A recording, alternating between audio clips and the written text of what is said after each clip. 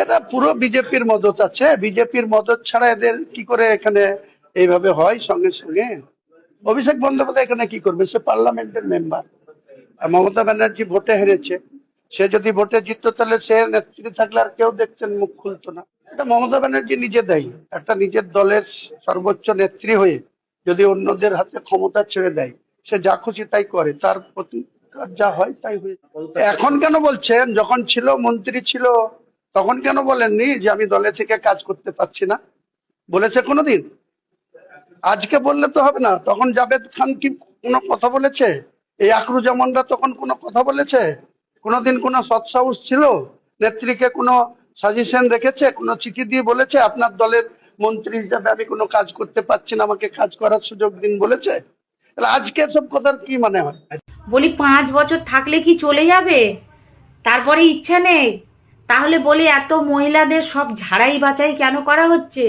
তখন তো বলা হয়নি যে সব মহিলাদের ঝাড়াই বাছাই করে আমরা নিয়ে এসে 3,000 টাকা করে দেব 1,500 টাকার জায়গায়।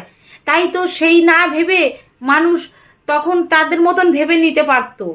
এখন উঠে আসার পর কেন বলছো 1,500-এর জায়গায় 3,000-কে যাদের ডেকে নিয়ে এসে বসিয়ে দিল গদিতে, এখন তারাই বলছে এখন মহিলাদেরকে ঝাড়াই বাছাই করব?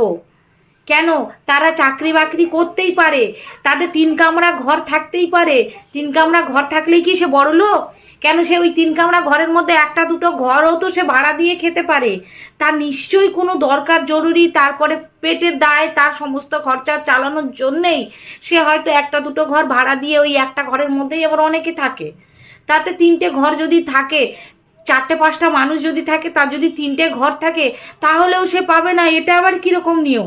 একটা বাচ্চা পোলিও খাবে, তাহলে পোলিও একটা বাচ্চার অনেক সময় দেখা যায় হেলথ প্রবলেম এত বেশি ইস্যু থাকে, হয়তো ভালো ডাক্তার দেখিয়ে সেখান থেকে সবকিছু তাকে নিতে হয়, যতই সে গরিব হোক। কারণ করতে হয় অনেকে, গরিব হয়েও যে শুধু ওই পোলিও টিকাটা ওই স্বাস্থ্যকেন্দ্র থেকে নেবে, বাকি তারা ডাক্তারের কাছ থেকে নিতে পারবে না সেটা নয়। যারা পারছে না পারছে না, আর যারা পারছে তারা সেইভাবে খরচা করে করছে, চেষ্টা করে করছে। তা বলে তারা কি বড় লোক? যারা স্কুলে যাবে, স্কুলটা হয়তো দেখা গেল এখন প্রত্যেক স্কুলে, বেসরকারি স্কুলে কি আর সরকারি স্কুলে, যেটা তার দূরত্ব, তার যদি ডিস্টেন্স বেশি হয়, হয়তো সেখানে 3,000 টাকা করে গাড়ি ভাড়া। সেই গাড়ি ভাড়াটা কে দেবে?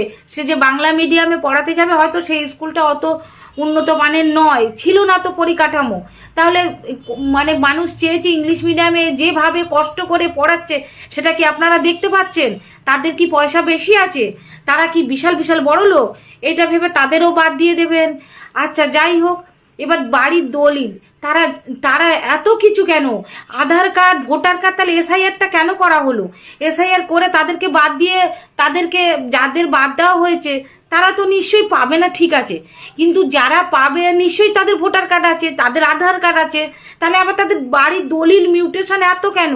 মানে কত পরিমাণে মেয়েদের, মানে গরিবদের কতটা বেশি সংখ্যায় তারা মানে উন্নত, মানে তারা কতটা বেশি পরিমাণে তাদের পয়সা আছে সেইগুলো দেখে না, মানে কতটা ভাবে মানে আমরা আবার সেখান থেকে কালেকশন করতে পারি, সেটাই কি চিন্তা? তাহলে সবাইকে কেন দেওয়া হবে না? যারা সরকারি চাকরি করছে, বেসরকারি চাকরি করছে, করতেই পারে, মানে তাদের পেটের দায়। তারা একটা বেসরকারি চাকরি করলে কত টাকা পায়? কত 5,000 6,000 টাকা পায়, হয়তো সেটা দিয়েই তাদের কিভাবে চলছে। অনেকের সব বেসরকারি, সে হয়তো সারাদিন একটা কাজ খুঁজে কোনো জায়গায় একটা কাজ পেয়েছে, 2,000 2,500 টাকার মধ্যে কাজ পেয়েছে, সেটা করছে, তারপরে সেও পাবে না। এটা আবার কি রকম? মানে দেবার না ইচ্ছা থাকলে এত রকম ফোন দিয়ে আটার দরকার নেই, বলে দিন দেবো না। এবার আমরা যে সব এত ডকুমেন্ট জমা দেব, জমা দেবার পরেও আমাদের নারী নক্ষত্র যা আছে সব নিয়ে নেওয়ার পরে সেটা যে পাবো তার কোন গ্যারান্টি আছে? এতে এতগুলো মিথ্যা কথা শোনার পরেও কি আমাদের ইচ্ছা হচ্ছে আবার যে ওগুলো নিয়ে ডকুমেন্টস জমা দিই? এবার সেগুলো যদি না দেয়, এটা নেই ওটা নেই সেটা নেই বলে বলে তো সবই বাদ হয়ে যাচ্ছে। তাহলে বাদ বাদ যখন হয়ে যাচ্ছে সবকেই বাদ দেওয়া হোক। অত দরিদ্র গরিবকে অত সহানুভূতি দেখাতে হবে না। গরিবরা কিন্তু আরো বেশি বরং ভালো আছে। দেখবেন যারা গরিব মানে ওই কি বলে 20 ঘর নিয়ে আছে, তাদের পাশে একটুখানি জায়গা আছে, সেই জায়গাতেই একটু মাটি ফেলে লাউ কুমড়া গাছ চাষ করেও তারা খাচ্ছে, ঠিক আছে। এবার তারা যতটা যে পরিমাণ যেভাবে খেতে পারে, একটা ফ্ল্যাটের লোক হয়তো দেখা গেল তাদের স্ট্যান্ডার্ড মেনটেন করে তারা এমনভাবে থাকতে হয়েছে বাধ্য, তাদের পয়সা নেই, তারা সেই ফ্ল্যাটের মধ্যেই কিন্তু এই গুমড়েই মরছে। কেন? তাদের ফ্ল্যাট আছে, তারা পাবে না, তারা হয়তো বিশাল বিশাল বড় লোক। আপনারা দেখতে পাচ্ছেন এত সব বলে বলে সব বাদ দেওয়ার ধান্দা বান দিয়ে করছেন, তার মানে 5 বছর বাদে তারা আপনাদের থাকার ইচ্ছা নেই তো। তাহলে এরাই কিন্তু আবার আপনাদের ওই শুধু মেয়েরাই কিন্তু বাদ দেবে না, 5 বছর বাদে মেয়েদের পরিবারটাও তাদেরকে বাদ দিয়ে দেবে। সেইটা ভেবে চিনতে সবাইকে দেওয়ার ব্যবস্থা পরিকল্পনা করুন। এবার বিশাল বড় লোক যারা অনেক বড় লোক, যাদের মান্থলি মানে 2 লাখ 3 লাখ 4 লাখ টাকা ইনকাম আছে, তারা এমনিও আসবে না, তারা এমনিও ফর্ম ফিল আপ করবে না। এইটা চিন্তা করে রাখবেন। ফর্ম ফিল আপ কারা করবে? যাদের দরকার তারা করবে। যারা জানে আমাদের পেলে 3000 টাকা আমরা হাত খরচা চালাবো, আমরা কিছু করতে পারবো, তারাই করবে। 1500 টাকা যারা যখন পেত তারা সেই টাকাটা দিয়ে নিশ্চয়ই অনেক কিছু করেছে। মানে করেছে কেন? তাদের কারো ছেলে মেয়ের পয়সা দিয়েছে, কেউ ফ্রিজ কিনেছে, কেউ একটা টিভি কিনেছে, হয়তো এইভাবে চলেছে। তারা চাইছে যে 1500 টাকার জায়গায় যদি 3000 টাকা পায়, তাহলে আমরা 3000 টাকাকে কেন নিয়ে আসবো না? সেই আন্দাজ করেই তারা কিন্তু 3000 টাকাটাকে নিয়ে এসেছে, মানে 3000 টাকার লোককে নিয়ে এসেছে, অর্থাৎ 3000 টাকার পরিবর্তে তাদের সেই সরকারটাকেই নিয়ে এসেছে। আর সেই সরকার এসেই যদি সেই গরিবের মুখ না তাকিয়ে তারা শুধু ঝাড়াই বাছাই করতে থাকে, ঝাড়াই বাছাইটা কিন্তু তারাও আবারও 5 বছর বাদে ওরা ওইভাবেই ঝাড়াই বাছাই করবে। অতএব সবাইকে দেওয়ার ব্যবস্থা করার মানে পরিকল্পনাটা রাখুন। অর্থাৎ যারা নেবার তারা নেবে, সবাই কিন্তু আবার যাবে না নিতে। প্রচুর লোকই নিতে যাবে না, যাদের বিশাল অবস্থা আছে। আর কারা নিতে যাবে? যাদের প্রয়োজন তারাই কিন্তু ফর্ম ফিল আপ করতে যাবে। ওই 12 পাতা পড়াশুনো যারা মানে করেছে তারাও ওই মানে 12 পাতা তাদের ফিল আপ করতে হবে। যারা করেনি তাদের ওই 12 পাতা ফিল আপ করে তার মানে ওই 3000 টাকা নেবার জন্য তাদেরকে যেতে হবে। অতএব সবাই নিতে যাবে না, যার প্রয়োজন সে নিতে যাবে, এটাই মাথায় রাখতে হবে। কিন্তু काटगड़े में रहना चाहिए। इस प्रकार एक सरकारी संवैधानिक पद में रह करके इस प्रकार बात कोई नहीं कर सकता है, इसका कोई क्षमा नहीं है। कोलकाता पुलिस ने टीएमसी नेता सौरभ विश्वास को उधारी और छेड़छाड़ के आरोप में गिरफ्तार किया। सौरभ विश्वास जैसा लोग बहुत सारा अपराध में लिप्त है। लोग डर के मारे नहीं बोलते थे, अभी शुरू हुआ है, सैकड़ों अभियोग उसके खिलाफ आएगा, FIR होगा। वफादारी बनाम बगावत, ममता ने अधिकारों को कम करने की कोशिश की। टीएमसी की बागी गुट के टकराव, जहां पर बाकी विधायक। देखिए ये कोई खबर नहीं है, ये ड्रामा चलेगा टीएमसी का कुछ दिन, देखते रहे क्या होता है। पार्टी ही खत्म हो जाएगा और जितना जल्दी खत्म हो जाए उतना ही अच्छा है। महुआ मित्र का बड़ा बयान है कि खुद को टीएमसी पार्टी ना कहें, क्योंकि जो बगावत करके बीजेपी से मिल के जो ये पार्टी अलग किए हैं, ज़्यादा दिन तक नहीं रहेंगे। वही है, स्टेटमेंटबाजी हो रही है, कौन कितना ममता बनर्जी का नज़दीक है। अभी सब लोग अस्तित्व संकट में भोग रहे हैं कि कहाँ जाएंगे, कौन सा पार्टी रहेगा, कौन सा जाएगा। तो इस प्रकार चलेगा कुछ दिन।